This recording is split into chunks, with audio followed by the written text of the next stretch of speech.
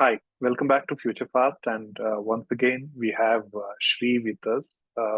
And those of you who are familiar with the journey of Shri from academician to uh, researcher to chemist to researcher to business person doing a whole lot of trading to running CRO to then back into research to building a product.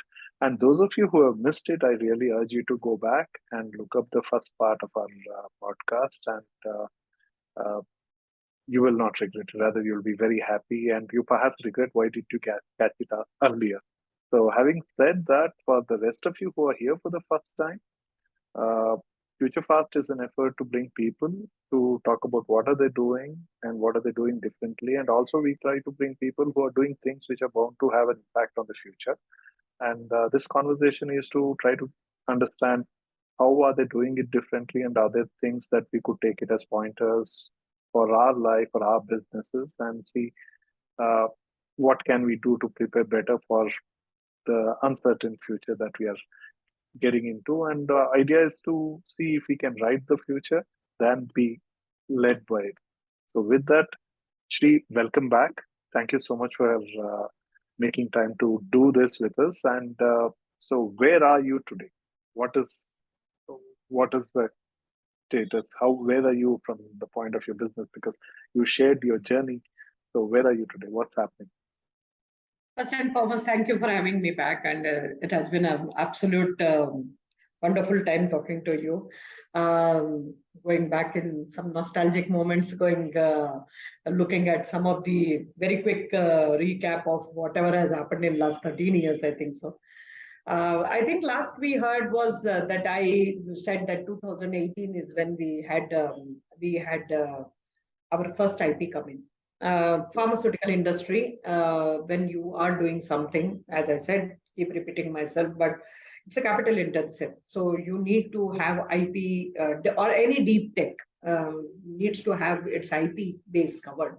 And why it is important for IP base to be covered is because unless you have those things covered, you will not be able to see the commercialization, or because it's very highly capital intensive. You put in a lot of money in there initially. The risk factors are very high, so obviously you need some time to recover all the investments that have been brought in.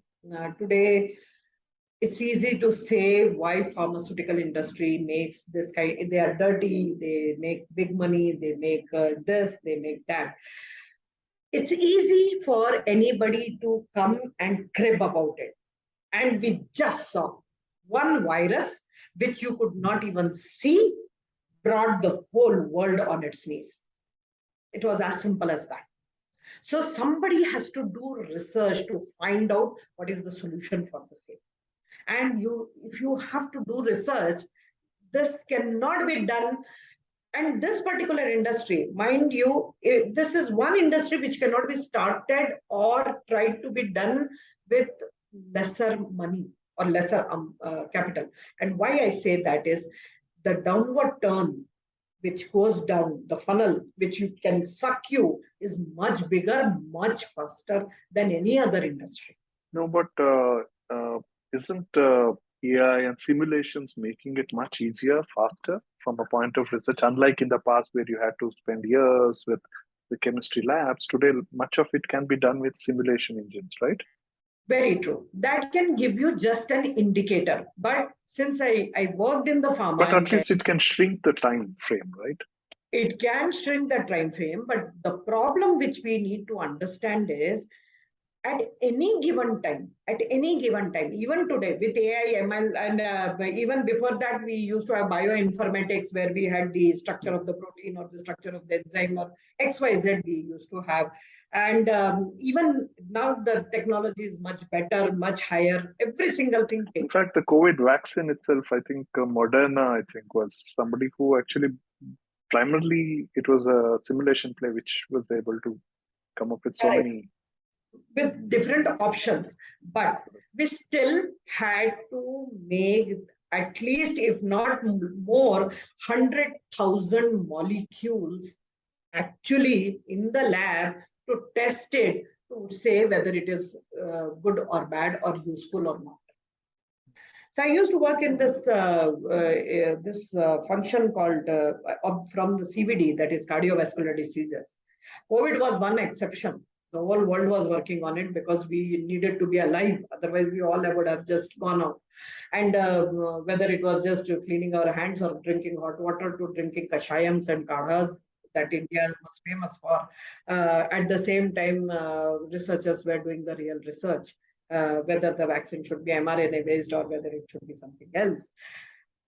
Even with all those things around, we still required an X amount of time, right? It was not as if, and that time the collaborations came together because we all wanted to help each other and move it forward. If the people came together, the scientists came together, nobody was saying that I would look only for my. Correct. Multiple agencies, institutions collaborated. Governments came together, multiple institutions, and the people who had experience, skilled people came together.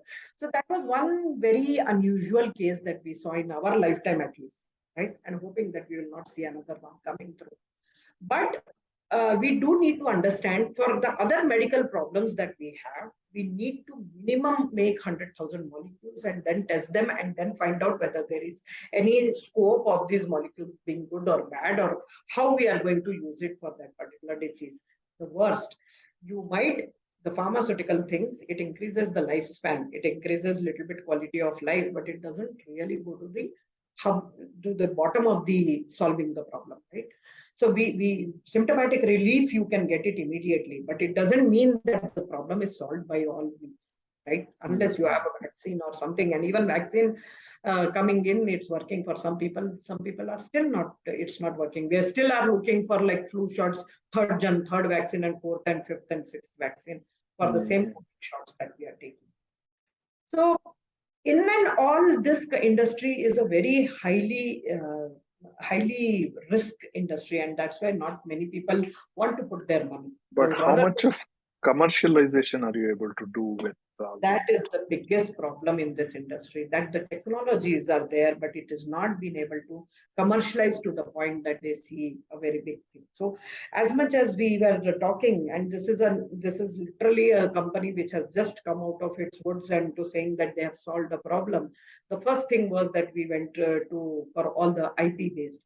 US patent came through very quickly because they saw possibilities, and they said that it will take some time for others to catch up, but this is a very important discovery, and that's why US patent came out very quickly. The Canadian, the European, and other ones, they took time. So until 21, we were just waiting for patent. So that's something that the policymakers have to understand and do something about it. Otherwise, technologies will not see the. So how many years was that? 2016, your first Indian patent, and from there to No, 20. Indian patent has still not come. I'm still waiting for the Indian patent, by the way. So what was the first patent in 2016 or US 17? because US patent had a because the US patent office said that this invention was really of big importance or a high importance, and that's why they put it on a fast mode or something like that. But And that's are you saying it's taken almost 7 years and you have not got Indian patent? Is that how it works? I still do not have Indian patent because there are so many in queue that this patent has not come. And by the time that Canadian patent, Indian patent comes, I'm really hoping that it will be we will be at the end of 15 years, and after that, whether you have a patent or no patent has no meaning actually. Last 5 years, anybody can take the technology. One thing which we did, which during when we did the patent, because we realized that it is not this is going to make a dent in the probiotic industry. And so one thing which we did then was We played a little bit, and this was from our patent office actually, who helped us to understand. We played a little bit of role like how Coca-Cola did. Coca-Cola never patented their proprietary ingredients or the process. Mhm. Even today, that trade secret remains with the family. It's not published at all. It's not. And so did we. We did not put it as to how we changed these bacteria into temperature stable. Now, then when I say that, what is the patent about? Patent is about the outcomes. So we made it into form of gummies. We made it into the form of chocolates. We put it in bread. We put it in the cookies. And those those proof of concept what we had was validated by third party. You offer white labeled products of these things, right? So there are quite a few brands who are in the market. Are basically you make it for them. Yes. I came across this. I even perhaps tasted something. Somebody actually gave me that. So and they said it is made in Mysore, and I was really curious. This is Yes. interesting. Yes, so we do make gummies and we do make different food formats, which would be easy to go. But then after that, we went ahead and we did some clinical trials also. And then we got into the dietary supplement products. And now further as we go, maybe RX prescriptions also might come through. But we did not, through our journey, we did not put it in our patents as to how we made them develop. That was something as a trade secret left between the patent holders. So four of us are there. Two of them were my colleagues, my staff, and other two was me and Aditya. Four of us were there who did this product, but we never disclosed as to how these molecules were made into temperature state. It was only through fermentation process is what we give out our inputs to the clients, and that is why it has become very very unusual. We got all the patents, but till today we haven't seen anybody being able to re-engineer it. Interesting approach. Okay. So And how do then, you did you raise money from the market? And yes. what was the investors' take on this approach of you? Okay, so that was another story that we can look into, and that is, and then lots of learning there, by the way. So I again, the best way to find out something new was to go through one of these competitions, and that would allow you to be exposed to the large network of people. I had applied for Economic Times Power of Ideas, and this Economic Times Power of Ideas was being not just with Economic Times, but it was also was with the CIIE from Ahmedabad, IIM Ahmedabad, Reliance, and there were other partners, DST, DBT, that is Science and Technology Directorate, and same thing with biotechnology. So a couple of those agencies that come together, and we did this. So out of, I think if I'm not wrong, I don't remember exact number, but 5,000 or 10,000 companies, we were shortlisted, and 6 rounds of shortlisting. We presented our things and all. Finally, we got selected. 45 of us were brought to IIM Ahmedabad to become investor ready. Until then, it was all either personal money or the bank loan that we had. And we worked, then we were being brought there at IIM Ahmedabad, and they were trying to, we stayed there for good 30 days, I think so. And they were making us investor ready so that our businesses can be put in front of the investors. In those days, again, the same problem. People would love the idea. People saw that it was huge potential, but nobody was coming in front to put, because I needed, by then I had the US patent filed, and I needed money to put the manufacturing. So the journey from 0 to 1 was over. But then from 1 to N, that journey had to start. And you needed somebody to put the manufacturing unit, because if you didn't have a manufacturing unit, all this was just a talk, or it would end up into the papers, and nobody would see the real outcome of this technology. And based on that, we started looking for investors. believe it or not, I pitched to 180 investors. And it was not because investors were not ready to give me money. It was because I wanted an investor who would put up a manufacturing plant for us. So he would be an investor in Triphase, but also a joint venture partner where we would be putting them into a manufacturing unit and sales. After doing this, all started in 2016 February. And from there, my investment closed only in 2017 June. So 1 full year, all I was doing was just looking for investors who could 16 months. Understand what was required, not just money. It was not money that was interested, because as I said, I went ahead and I did trading and I did this and I did that, and I was cash positive at that time. But at the same time, I needed now this company to become a corporate. There are systems to be placed. There was more of a mom and pop personal lab ground, literally, rather than actually a company. Even though it was a private limited, even though there were lots of compliances which we started to do already, but still it was not getting the structure that I thought it should get. And that is when actually one of these stories that I bring to your notice, and there is a learning. That's why I think I would like to put it. This investor was in Mumbai, and everything done. And funny enough, the bigger the people, the larger the paraphernalia. And they did a huge due diligence on this company. And if I were them, or if I were anybody else, I would do due diligence on the technology rather than the company. What were we earning? Some piddly sums, actually. And there was actually the big force came doing this. KPMG was hired. And when KPMG came, I was like, rather than first 1 week, I was irritated because they were asking me so many things which any small company would not do, in the debtors of 120 days. Now we are looking at each other. Where debtors of 120 days? We would die if the debtors were there for 120 days. 30 days, after 30 days, I would just sit in their office and take back my money. Debtors of 120 days.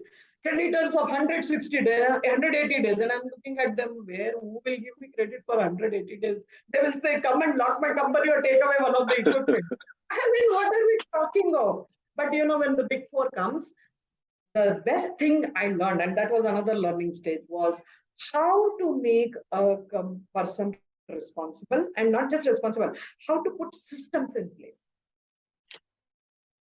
Very beautifully. And they helped me. Actually, KPMG people, when they came, they helped me. They helped me with the softwares. They told me how to do it. I didn't buy any of those softwares. I put it in my Excel sheets and kept running the company. But there was a system in place which said that this is how a company is to be run. And which was beautiful, actually. I cannot thank them enough for helping me learn that. Second thing happened was, so all this great due diligence was done, okay? And we went to them at that place to sign the SHA, the shareholding agreement and share subscription agreement. We went there in the month of November. 8th, we were there, and we had dinners with them, and we were fortunate enough. Nice people, very nice people. Even today, I'm in touch with them, and they are in touch with me. Everything happened, and the idea was 32 crores to be put in for the manufacturing unit, and 41% equity or 42% equity. So we were valued decently, actually, for where we were. Patent had not come through, but it would come. We were very sure of it. And when we did that, unfortunately, that night, the government declared demonetization. Okay. The next day morning, we didn't know what to do. And suddenly, everybody was caught off guard. And we went for the meeting. So I said, maybe we will not have this thing done. And they said, Shri, we will still go ahead with the investment. So that was a sigh of relief. But we will not be We want only 20% equity. That kind of scared me. I said, what happened? Yesterday night was demonetization. Nothing else happened in my company. Suddenly, what is the value of my company increasing because of what? It was a simple question, right? Why yesterday you were telling me 41% and we agreed to 41. And today now you same amount of money, but we will take only 20% equity.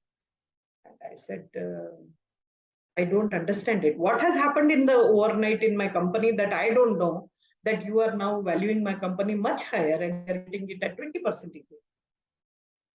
They And wanted to give some money in cash. yeah, 18 crores in cash. And I like, excuse me. And then he explained, no, you can buy the equipments and you can buy the land. And see, this rule, whichever has come, is come for everybody. Modi ji did not give me some extra time for implementation. Hey, so I don't think I can do. From 9 o'clock till 4 o'clock, Nanjunda, I had a discussion with him, with whole of main core team with me, and I walked out of the table. I said I cannot take this. Though some people within the team got upset, and this was our time, we could have made money. I said absolutely right, but the IT team will just sit in front of our house. They'll camp, they'll put one tent and they will camp in front of our house or company to find out where the source of income. I cannot deal with that. It was the time when we had only 3 months money left in the bank. And this decision was taken. I just turned around and we came back to Mysore. Today, in hindsight, I think I feel blessed that that decision was taken and we did not take that money, because God knows what all things we would have gotten involved into. So did you get some other investor to come after that? Yeah. So we got the next investor who became the investor for us, and he was from the pharmaceutical domain. So he understood what was required. So we kept two things very clearly. Triphase would just keep on building the IPs, and the investor would build on the manufacturing and the sales. 10% of the sales would come back to Triphase, so that we can, the dilution of equity will never happen in Triphase. But this came at the investor getting 60%. So there was big and small, but logic was simple, that either you become a small part of a bigger cake or whether you become the big part of a small cake, was the analogy which was understood. We took it and life moved on. So this is where, and through the COVID, actually, they took care of us and the company, and till in October 21 is when I decided to exit because of out of Triphase, because again it was the same situation for me, that life had become predictable. There was nothing great happening there, and I was still part of the same predictable cycle of my day, and I said I would like to exit. I stayed with them for a year as an advisor for the IPs and different areas. And then October 22 is when I exited completely out of Triphase. And November, December, I think, so I started this next venture of mine, which is called AA Probiotics. So this is December 21. December 22. 22. Yeah. So 1 year I continued with them. And then December is when, that 1 year gave me enough time to get ready for the next venture.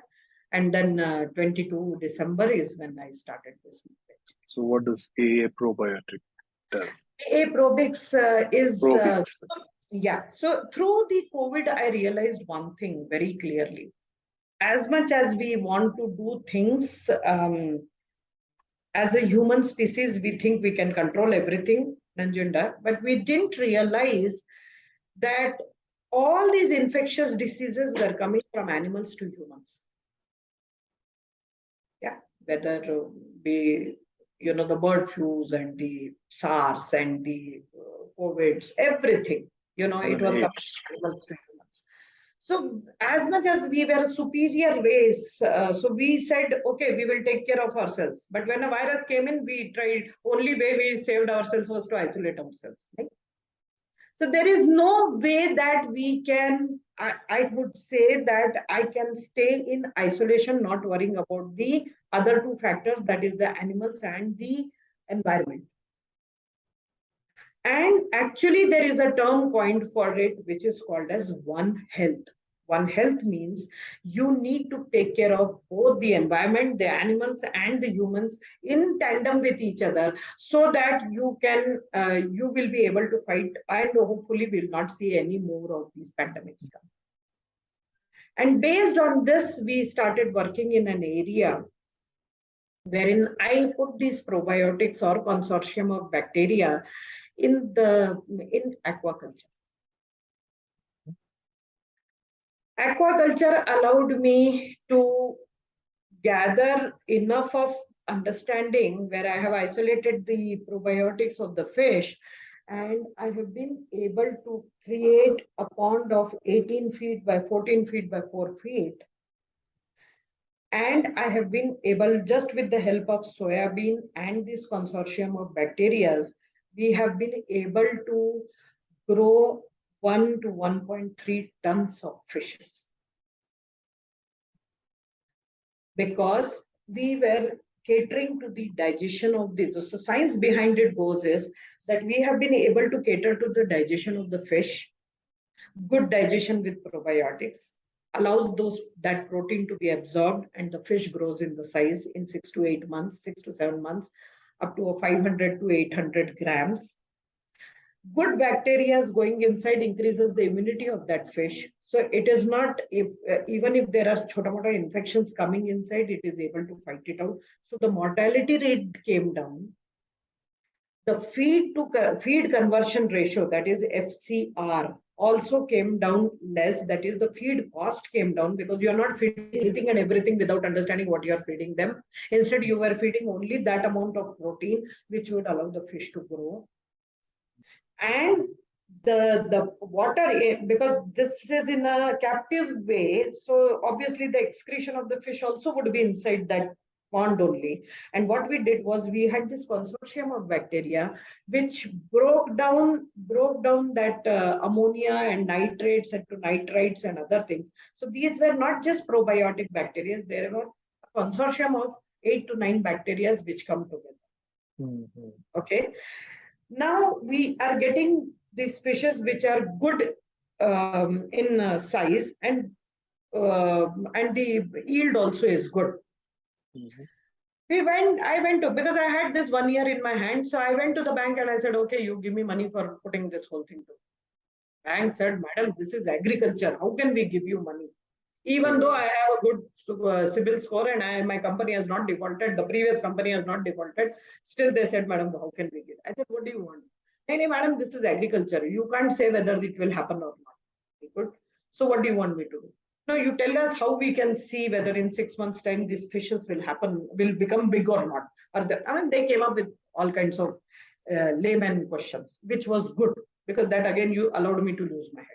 So what we did was, we integrated IoT there. Now, what do you mean by IoT? We put biosensors. So we figured out there are 8 critical parameters for this fish farming that we were trying to do. It's called biofloc. And this methodology required 8 critical parameters: the TDS, the dissolved oxygen, the pH, the temperature, the ammonia, how much ammonia is there, then the nitrate to nitrates conversion, so how we would test that. So like this, and the movement of the fishes. So like this, there were 8 typical parameters, or very crucial parameters. It was more like an ICU maintenance.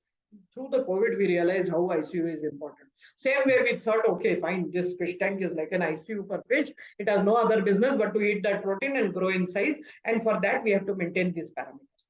So what we did was, we made these biosensors, and they went on the cloud service. And from the cloud, they came back either on your computer or on an app. Okay. So now if the app was green color, that means the whole pond is doing good.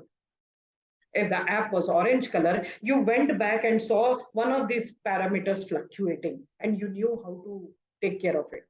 whether you had to add the probiotics, more of it, whether you had to add food for those probiotics, whether you had to change the water, whether you not, and you can't change all of the water in one go. So how much water you had to take it out, the pH goes, if it becomes alkaline, Right. more than neutral, then you had to change the water, you had to check the temperature. Sometimes it went down, because it went down, the fish would not eat food. So all these parameters would come handy at that point, because it was measuring 24/7. And then based But on what was your offering here? Were you looking at making fish where which carry the probiotic uh, capability, or were you building this feed for the fish which are probiotic and make them healthy and in turn? okay, wonderful question. So I'm not in the business of selling fishes to Right. begin with. Yeah, so that is not my idea. This Yeah. was more on a social understanding that the farmers were selling tomatoes for 1 rupee a kilo and 40 rupees a kilo. Each farm could have just 200 square feet of a space where these tanks can be put in. And that's where I was Right. coming. So when you release this water from the tank, which where the ammonia has been broken down to nitrogen and hydrogen, literally, this nitrogen-rich water was quickly picked up by the soil and nitrogen fixing bacteria, and the farmers were getting the water which was now laced with nutrients. So for their horticulture, growing Yes, fruits, vegetables, it would correct. one make them grow faster and Correct. also in a Healthier. healthier way. So on my vine itself, I see tomatoes being red for 15-20 days without having any insect coming there. Right. Okay. So that was So one. also, what would the component that would go out of EA Probix? Is it that they maintain a small pond of water where they just put some thing to it, or is it that they actually uh, uh, rear fish there and No. put this? So what exactly is the Okay. So proposition? now again, this was a technology. Like how that was a technology where we made them temperature stable and we took it Right. into food and dietary supplements and RX prescription. Now this is another technology. So the what AA Probix offers is one-stop solution, right from making the fabricated tanks to actually help you get the fishes which you can sell off in the market as of today. Okay. So it is a one-stop shop where we help them put the tanks, where we help them grow the biofloc, where we help them put the fishes inside. They can buy it from anywhere and they can put it inside. The main thing which A Probix sells is 3 SKUs: a starter kit, a maintenance kit, and a cleaning kit. Mm. And these have all probiotics in them or good bacteria in them, or consortium of bacteria there. Let us not even define it. Even as I speak to you, we are very early in the stage, but we are not even defining that. There was three set of bacterial things which allowed these fishes to, first, that biofloc to come up. Second, that fishes to eat those bacteria and that keep their systems very, very strong, including the immunity. And third, when the fish was harvested, after that, cleaning up of the tank completely. Because as much as we talk good about these bacteria, we saw how a virus could make our lives miserable. Same thing, gram-negative bacteria also could come into it and could kill it. So basically, you developed on aquaculture to to take the value of probiotics and the fish waste collectively, which in turn enhances the value of the output of the soil from a point of growth of vegetables and things. Correct. So basically, it's like so. What is your uh, roadmap for your business? So the roadmap for my business, which I'm already in talks and somewhere I have got success, is I'm going to the government Mhm. and I'm showing a pilot plant wherever they want me to. And the pilot plant, a pilot place where two these tanks would be put, and we will repeat the same thing for 6 months or 7 months for them and showcase it to them that this is how these fishes can be grown in captivity. Now, government puts up a special vehicle or engine or CSR or NGOs or whatever they want to take it to the farmers. See, it's very difficult for me to go and explain to the farmers how these bacteria are working or the science behind it. Government gives them incentives enough that the farmer says, okay, I can try. When he or she sees, when he or she sees that there is a benefit coming to him or her, they are willing to take it. Meanwhile, at this point, this AA Probiotics only sells these three SKUs, which is termed as starter kit, the maintenance kit, and the this kit, cleaning kit. Mm-hmm.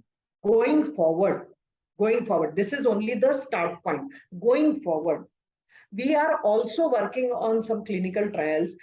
This particular fish that I worked on, actually, Nanjunda, is a fish called tilapia. Now, tilapia has a very one of the most common freshwater fish consumed in the urban areas. Correct. And tilapia also has a very high collagen in it. The skin of tilapia has very high collagen in it. Mm-hmm. This with nanosilver, we are making actually a wound patch. And when I say that, this wound patch is specifically for the burn victims. Currently, that is completely wasted, right? I mean, yes, it's just wasted. That's it. Correct. Yeah. So we take that, and we, along with nanosilver, we are making the wound passage. So then you need to have a processing unit where you take that, and then so that's another larger play in that. Larger plane is that is the value add that I'm going to bring to this whole project. But as of today, no, I'm not there. So when you asked me, roadmap is where I thought I can tell you what is the bigger thing that I am looking forward. Where I will do the buyback of these fishes. And how is the current industry play in this? Where does this stand? I mean, those who are right now, obviously, those who are in the probiotic space, I think they are typically looking at it from your previous business, right? How do I put it in one box and push it out, right? Either as a liquid or as solids like chocolates or chewing bills or whatever, right? That is the traditional business that's happening on that side. So in this side, are there other players who are doing something like this? There are many players, but they don't understand the nuances of dealing with these bacteria. So some people have used it and they have grown, not the probiotics per se, because one, they have never isolated from the fish. They have just bought anything and everything, and they just try to ferment water, and they put the fishes and hoping that they will survive and they will also give them some thing. So I have seen good established aquaculture companies who are making up to 5 crores in one batch, but the very next batch brings them a if one has brought them the profit, the other one has brought them, the very next batch has brought them losses. So there is no consistency in the whole thing. And the reason for that non-consistency is people don't understand that as much as these bacteria and viruses are single cellular organism, they can play havoc that we saw, and they can be as beneficial as what I'm trying to tell, or the probiotic world has become. So you need to know where to play with these and how much you can play with these bacteria and viruses. We are, as a human adult that we are, we have 1.3 trillion bacteria or probiotics into our system. We are a whole bunch of only probiotics in our system. 2 to 6 pounds worth of bacteria are there in our system. And they are the ones which actually make you the person that you are. Because it has already been established that from the gut and the brain, there is a nerve which is connected, and every single thing works from the gut to brain. Maybe some other time we will discuss in detail about this. It's a very fascinating world of gut-brain axis. as to it can tell you, That is the statement of you are what you eat. yes, you are what you eat. Literally, that is what it is. Because, and it's as simple as that. If you had a constipation or a diarrhea, your brain doesn't work. You're continuously only focused on something else. Or if you had an interview or something which can give you flutters in your stomach, you don't feel an appetite. But tell me something. So it's as There is a lot of research. A lot of people talk about probiotics as side effects, and it doesn't go well for everybody. Uh, and there are people have had it is good for some conditions, not for all population. So how do you address that? it is not because it is not good for some people and not good for other people. See, in our ancestors, nobody told us to keep eating probiotics, but we always were told to eat curd or yogurt, Curds, right? or buttermilk, especially more than anything else, at least buttermilks. It is about, so when you're born with a sterile gut. It's only through mother's milk is when these probiotics come, one species come. And do Mm-hmm. you have you seen it, or you would have seen it in your household also? First 6 months we don't feed the child with even water. It's only milk. Mm-hmm. The reason is because no other species should get in. Water is the easiest way to get other species. So you Right. can keep going on, and then later on, after 6 months, we put this annaprasha and we do all these things together, so that we allow the second set of bacteria coming in, third set of bacteria. And this is how, as an adult that we have some trillion bacteria in our system. Okay. Now, as much as these are there, our families never told us to go ahead and eat bacteria. They always kept us telling to eat the good green food. So you kept providing your bacteria a terrain or a good prebiotic, is it called? Mm-hmm. That is the food for probiotics. And that allowed you to keep multiplying this bacteria inside. Right. So probiotic works only on what it is fed. So it doesn't go well with everybody. If you are not able to provide them the food that they are supposed to eat, then some probiotics might not work for you, and for others it might work, or for you if something might work and others might not. So what you're saying is these researchers are relevant in a specific conditions and the because uh, the research reports are coming from biggest of institutes, right? Like Cleveland Research Institute and things like that. So they are subject to conditions, but only thing is people take the heading and make that a new. And blow it out Okay. of proportion. So you need to Right. understand how to play with it before you can say. In Right. this Right. case, what we were trying to do is put the good bacteria in the fish. So when you consume the fish, you have good bacteria into you.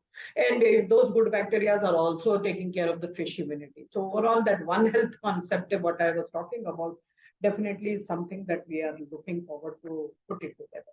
So what you're trying to do looks like it's more about building a ecosystem than building one product. It's like building an Apple ecosystem, right?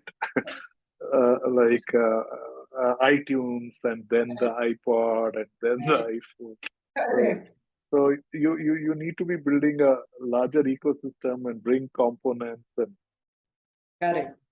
So going forward, I have some value-added products coming out of this aquaculture also. But as of today, yes, we are at the stage that we are actually going and pitching our technology to the governments, so that they can take it in with their aquaculture, or government is trying to do a lot.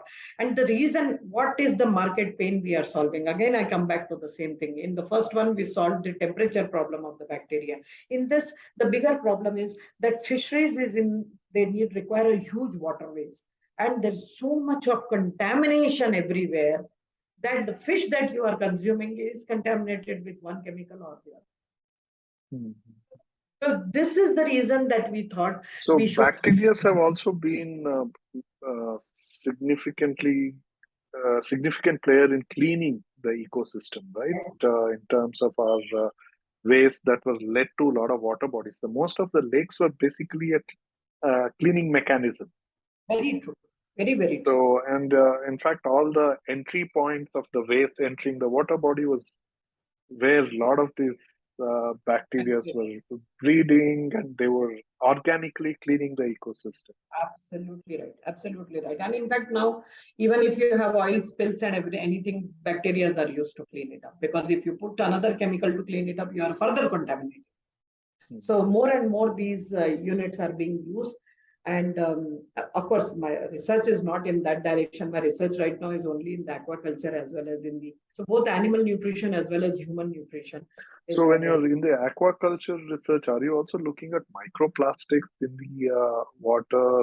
Because I think I read some researchers are actually working on bacteria eating microplastics, so that Yes. you basically, is that part of your effort? At this point, at least I'm not. Again, as I said, I keep my blinkers on. So I'm not doing anything different than what I Yeah, yeah, envisaged. because even aquaculture and uh, this itself, though looks so narrow, but once you go inside, it's again another ocean. It's an industry, right? Right. And so, how do I tackle the nuances of microplastic? Well, my all my this um, uh, aquaculture or fish breeding is in captive, no? So I have a small pond, and in that I'm able to grow 1.3 tons. I can have hundreds of such ponds, so there will be 130 tons or 200 tons. You No, know, but if you actually look at going distributed and tapping into existing ecosystem, it becomes much easy for people to tap into it. correct. In such a scenario, this may be relevant.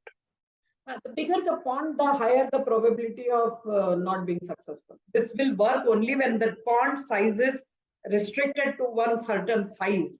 You can make big ponds, but then the probability of getting more infections is also higher. If suppose in one of the ponds there is an infection, I can still isolate it out. So it's more like a greenhouse Yes, or a but protected eco. greenhouse, yes, greenhouse protected, agreed, but on a commercial scale.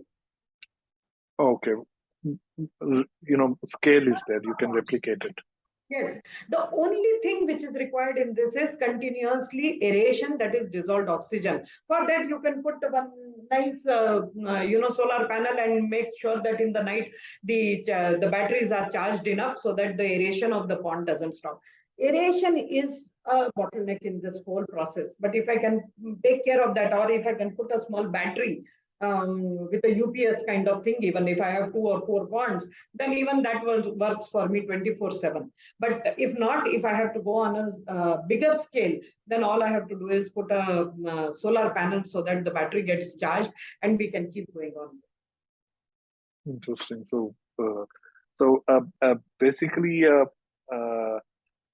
so how are people looking at you in the industry? Where do you belong? Because uh, which industry do you identify now? Some will say you're in agriculture, some will say you're in tech from an IoT infrastructure point, and then you're in the pharma and nutraceutical space. So No, I can. essentially, you approach it from there. Uh, but but your touch points are so vast, right? I mean, you need you need policymakers to work with, because uh, uh, you're trying to create, though there is a defined industry, but what you're trying to do from a end user point of view, you need a lot of touch points. So there are different agencies. So how are you building it? So where are you identifying yourself to start with, from which industry, from a point of view, to create some kind of an uh, lobbying with the government also? At this point, I'll still hold myself only in the nutraceutical or probiotic domain. But I can. the players in that industry will possibly, I mean, their lobby efforts will not really benefit you, right, in the current context, because you are like a pariah, you're an outsider for. That is true. But then if I keep myself in nutraceutical industry, there are 3 reasons for that. One, the industry is growing to be 1.3 trillion, so government is doing a lot. Government wants to hear me out on those in that thing. So bringing in policymakers to understand what I'm bringing on table But is there are also voices like you in India. yes, Okay, yes. okay. Second thing, which is the very important, which is becoming is because AMR, antimicrobial resistance, is the next big threat for us. How do you cater to AMR? By making another generation or family of antibiotics? Or by proactively doing something this way that people will say, hey, you know what? We don't have to get sick to understand that this makes you sick. Right. So I still hold myself in the nutraceutical domain where I'm taking it and saying, hey, you know what? The first technology was this was the application. Nutraceutical and technology commercialization. I think that I find somewhere in between that. And the second is this, now this is the application of it. And the idea is not to go and teach each farmer about this biofloc farming or any of this. The idea is to take it to the government and say, this is another way of doing things. Please look at it. Help me. If you want, take it to the farmers. And I'm there to provide those kits, which will be easy for farmers to deal with it. Since they are on the cloud services that we are giving, we will be able to monitor the farms if need be. Right. So now you're clearly in a space where your entry barrier is tough. Not many people can come into this space, but at the same time, your go-to-market is very complex. Yes. So, uh, uh, so that is where you are trying to look at government agencies to back you, because getting some investor to come into this, one needs to come with a much longer term view, because the touch points are so many, and the dependencies, external dependencies, are also multiple, because you need to have this IoT infrastructure, you need to have physical infrastructure from a point of tanks and maintenance, and also at the distribution network at the farmer level.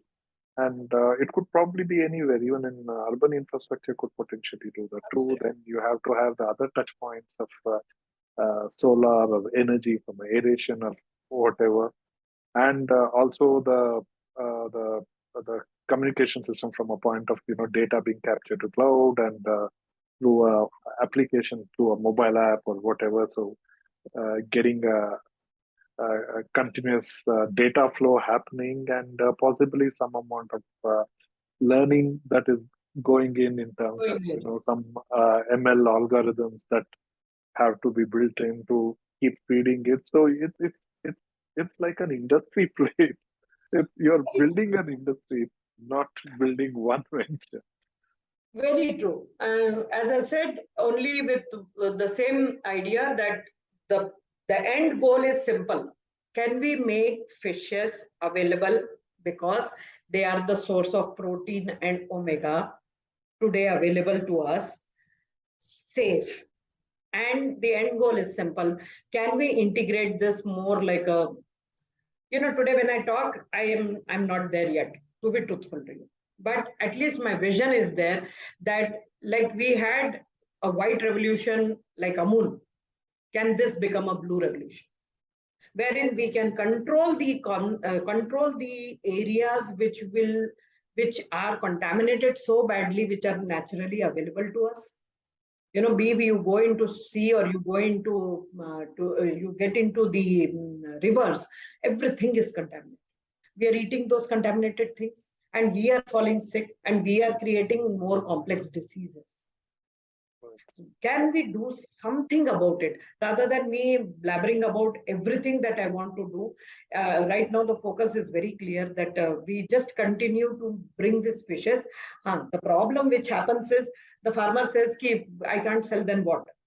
So for only that reason, I'm looking at right now creating value-added products out of it. And I'm very sure that I will not be the person who's going to make this value-added products. I'll have some partner who will make it and take it to the market. And the value-add product that we are making. Just one quick thought. Do you want to give a shout out using this platform to say what kind of partners are you looking for, collaborators, external collaborators to work with? Perhaps you could give a shout out, and they can reach out to you on this. Absolutely. So, what I am looking at right now is collaborations for creating value-added products out of these fishes. I'm not So, even venturing in different so when aquaculture you say beds. So, value added products, as in, are you looking at food processing companies in the fish no, aqua, or what exactly no, are no. you looking at? So Sellers? what we so what we did was, as I said, this fish has skin has a lot of collagen, and Right. the fish skin has, and we have nano silver.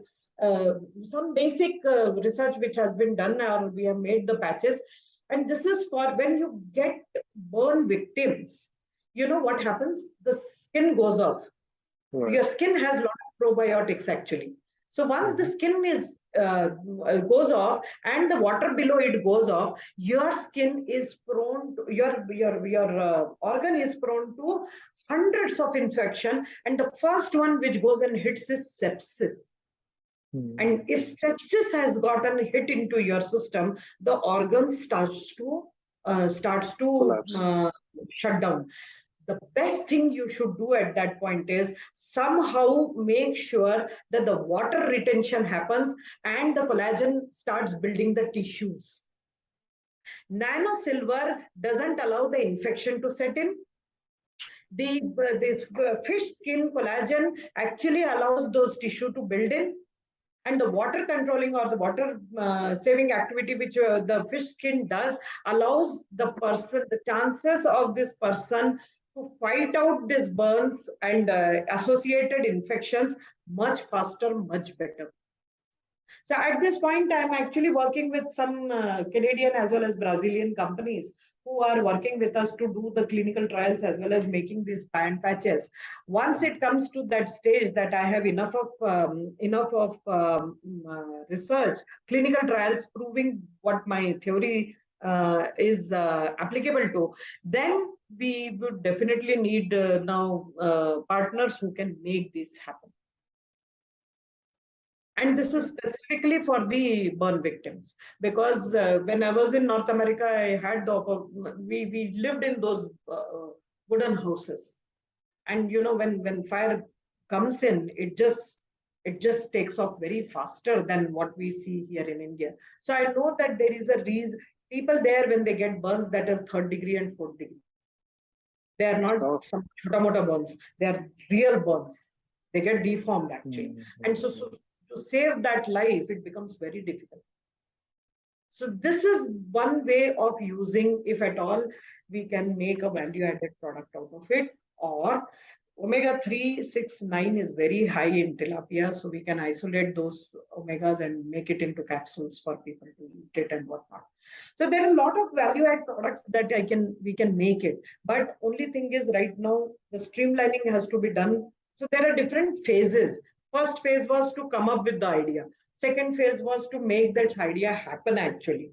So now nearly 6 turns have been taken, 6 different times we have done it, and the same consistency. First time we got only 200 kgs, then we got 800 kgs. Now we are getting 1.3 tons. So consistently, if we can keep getting this itself is a business on its own, that you can take these biofloc different products or the starting points or the maintenance kits and the cleaning kits, and you can grow fishes in a particular small containers, and you can sell it and you can make living out of it.